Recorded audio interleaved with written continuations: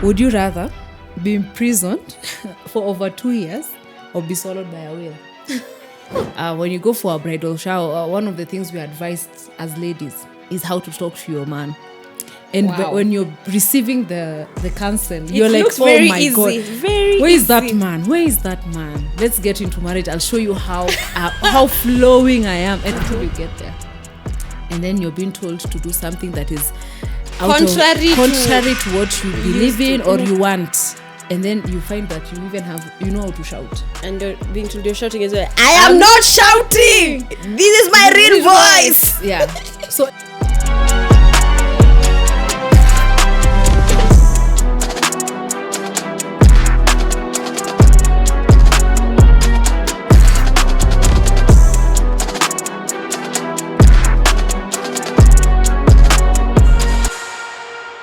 So would you rather have dinner with Moses or Paul, and why? Hey. I love both. I think Paul. I'd rather have dinner with Paul. Why? I think I'd like to know how he did it. How do you go... the transition, first of all, from being Saul to Paul. Mm-hmm. And then we were both extreme. We were both in the extremes. When he was Saul, when he was killing Christians, he was doing it to the fullest. And then he comes to this other side. He's also going everywhere preaching the gospel. And the things he had to endure, I would love to know how did he do it, because for some of us, tushida tu kidogo and peace out. God does not love me, does not care. So I would love to know. And those are genuine concerns, because sometimes you go through so much and you're wondering, hey God, are you still there? But for him, there's an understanding he had of who he is in Christ, of who he has been called to be. So and who Christ is. Yeah. So I would love to know, even when he says, my grace is sufficient and my strength is made perfect in weakness. That is what he believed, that God's grace is sufficient and his strength is made perfect in his weakness. So I'd love to have a chat with him and know, hey, how do you do it? Help me. And surviving all that pain. Yeah. Hey, the 39 plus 1 strokes. Yeah. And then we as far as we know that he was telling us that we should not get married. So again, Paul, how did you survive? How do you survive with all the passions? How? When we get to heaven, you will ask him that question. I will. Mm-hmm. And you? I think I would choose Moses. Oh, really? Yes. For this reason, Moses had been brought up in Pharaoh's palace, and then at some point he has to run away, and then goes back to their home, then comes back again after God has called him. Number one, how does some of us, the way we were called, it was just the ordinary way of being called. But for Moses, it was so spectacular. Yeah, burning bush. How do you see a burning bush and then you hear the voice, Moses. Hey, but then God take off your shoes. When you think about it, God is too dramatic. And I think number 2 is, how were you able to deal with millions of people? Yeah, 2 million by the way, people. Approximately. Hey. And lead 2 million people, stubborn people, not just a journey that was to last how many? It was supposed to be a few days. I think, and then it ended up being 40. Yeah. How did he deal with all those people? Just your household. Dealing with your household alone. Yeah. It's a lot. Yeah. But now dealing with people, and then these are people you've loved. At some point, God decides to destroy them. I want to understand the kind of love he had. Right. And he was there negotiating with God. Do not kill them. Do not do this. I think maybe for Moses, for me, I would also love to... I know we are picking one, but the fact that God called Moses humble, I think for me it's always mind-blowing. For God himself. Imagine, he was the meekest of them all. For God to call you humble, I mean... Because you see, we see in part. Yeah. So even when we say someone is humble, we have seen in part. Yeah, but true. when God says that this person is actually humble, I'm like, what? And know, I think with character, it's who you are when no one is seeing. Yeah. So it looks like God had examined this person who is Moses here in all areas. Yeah. I know. Lord, can I be called meek? That's Jesus is helping me. Yeah. Please let us know. Would you rather have dinner with Paul or with Moses? And then I don't know if Moses, they took 40 days the journey was supposed to take 40 days, but it ended up being 40 years. So please tell us. Just tell us. We need your thoughts. We say this is a journey we are going together. So please let us know. Yeah. Yeah. So your turn or my turn to ask. Yes. Let me see.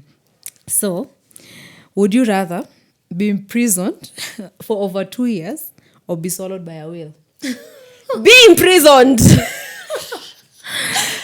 In prison there is for food. 2 years. There is food in prison. There's no darkness. Well, out of how curiosity. do I tell someone that I was swallowed by a whale? But imprisonment for 2 years. Do you know imprisonment? That means no freedom. Yeah. Like no going where you want to go. Even by being swallowed by a whale, you're not seeing anything. At least in prison, I can sleep. I can wake up. I can still pray. Yeah. I can see people. And at least there's the assurance that I'll be out after 2 years. Yeah. But I'm guessing if they're saying a whale, we are doing it the Jonah way. Jonah was there for 3. Was it 3 days? 3 days. So I think I would pick 3 days. But let me ask you, how will you go home and tell your people? Imagine me in a whale, and then I'll come and tell you, sis, you know now, I was swallowed by a whale. Okay, out of curiosity, I would love to see how inside a whale looks like. And then it's 3 days. 3 days, you've already been digested. I also kind of feel like 2 years is a long time. And knowing how I can be sometimes, I think I prefer the short time, which is 3 days in the stomach of a whale. But then we've I'll not come been told out and it's tell 3 you days. guys and tell you guys how we know theory. So me, I'll be inside when digestion is taking place. So when I come out, I'm telling you how the actual digestion happens. What if you don't come out? Again, please let us know. Whale or imprisonment for 2 years? Let us know. We'd love to know. 2 years. Okay. Number 3. Would you rather have dinner with Ruth or Esther? And why? Ruth or Esther? Ruth or Esther? Ruth or Esther? I think I'll do Esther. Because from the story of Esther, I think there's so many things to learn from that I'm interested in. Of course, even Ruth, there are things, but for Esther, I feel like there are more relatable things. First of all, how she was so selfless to go and get married. It's not something that she really wanted. It was from a point of sacrifice. Yeah. Well, how Jesus tells us in Ephesians 5:2 that let your life be filled with love. Following the example of Christ, that for Christ he offered himself as a sacrifice for us. Because you're getting married to someone you do not know, number one. And then you're going to compete. So like it's guaranteed that when you get there, he's going to pick you. But regardless of all those fears, and especially as women, we have multiple fears. 1,001. Yeah. But for her, she was able to go, sacrifice everything and go.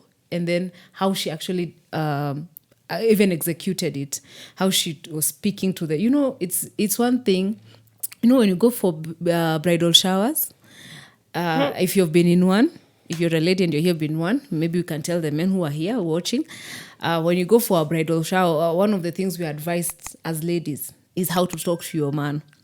And when you're receiving the counsel, you're like, oh my easy, God, very where easy. is that man? Where is that man? Let's get into marriage. I'll show you how flowing I am and how sweet, how much of a sweet voice I have until you get there. And then you're being told to do something that is contrary to what you believe in or you want.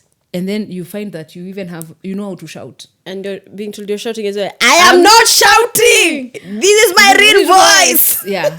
So Esther was able to be calm and to dance, to do everything that the king needed. Hey. And she ended up having favor and actually being got chosen by that. And if you remember the queen, what made Queen Vashti, what made her not get chosen is how she regarded the king. The king, yeah. When she was called, she was like, I'm busy. I got other things to do, which is very easy to do. It's actually. true. You know, before you're married, it feels like, I cannot do that to my husband. You know, I cannot walk out when he's speaking.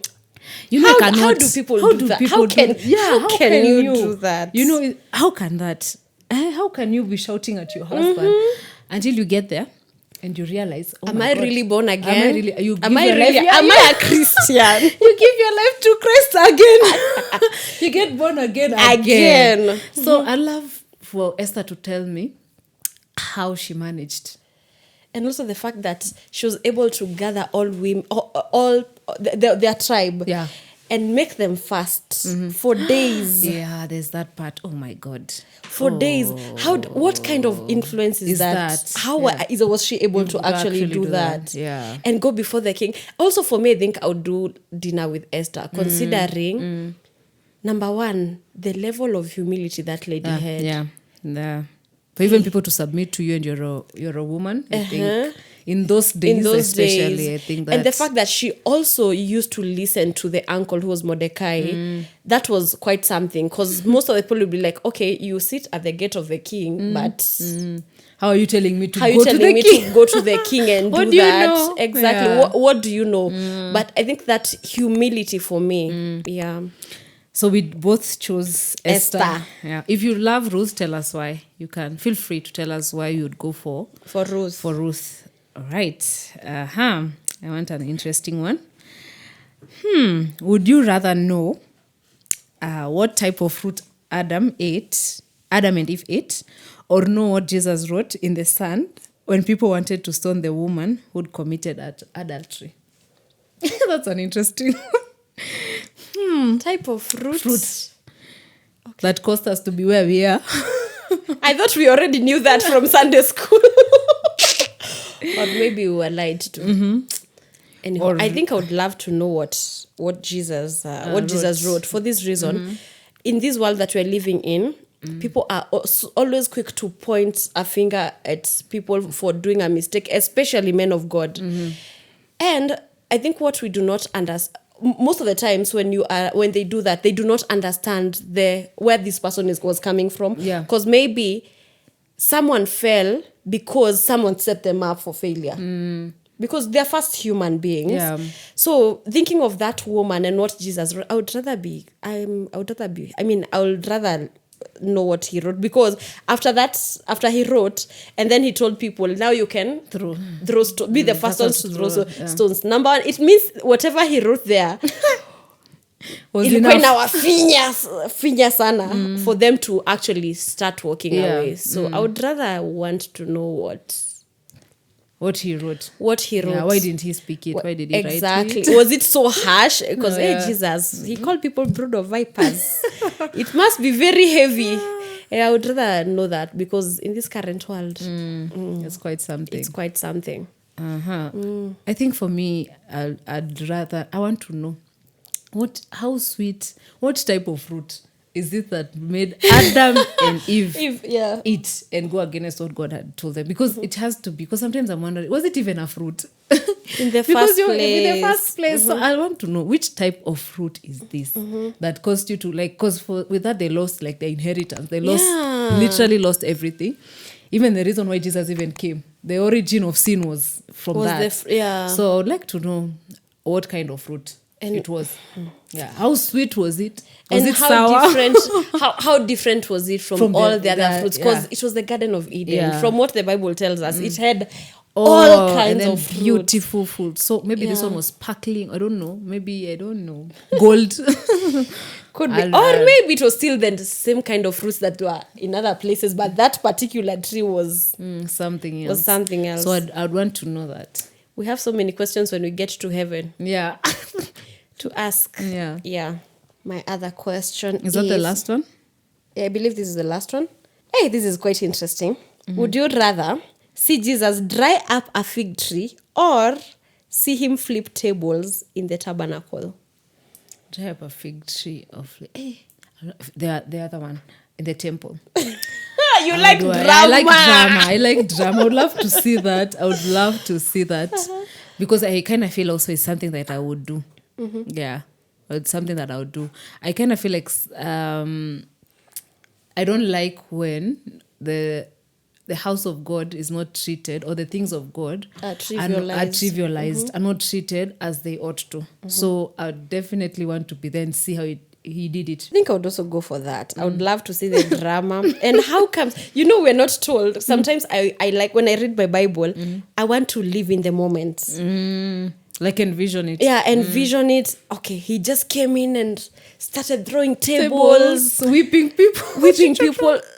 I always wonder, you want to tell me no one thought of hitting Jesus or something? Yeah. I know. Because on a normal day, if someone even did that, Kanjo in town, yeah, when those Kanjos come for those hawkers, some of them want to beat them up. So how comes, and from what we are told, Jesus was he looked like an ordinary man, just like any other person. Yeah. I believe there were big people who were there selling, lift him up. who could just lift him up, put them on the shoulder and carry him outside. Yeah. But I would rather be there to see that. Yeah. Envisioning. Would love to be there. Maybe have dreams and feel so real. Jesus, you are hearing us. Maybe you can make it possible. I think I have one more before we are done. Which one do I ask? Amazing one.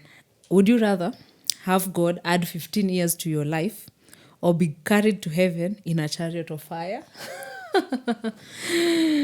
Interesting. The first one is the people on studio who are trying to show us what they will do. I think chariot of fire or add 15 years.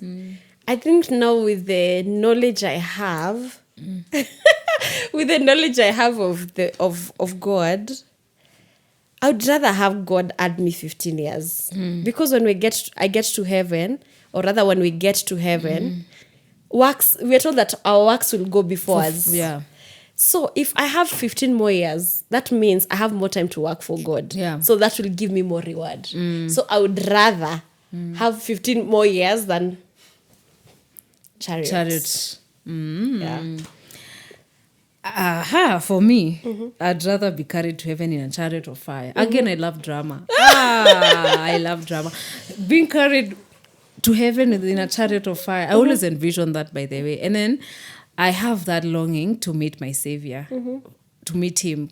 So I don't mind. I don't mind being carried to heaven in a chariot of fire. That would be my option. Yeah. Interesting. Would love to know your options. Yeah. All the questions we've had, please tell us, what would you rather do? We'd love to hear them. And in our next, we might share what you share. Yeah. So please comment. And don't forget to subscribe to our channel.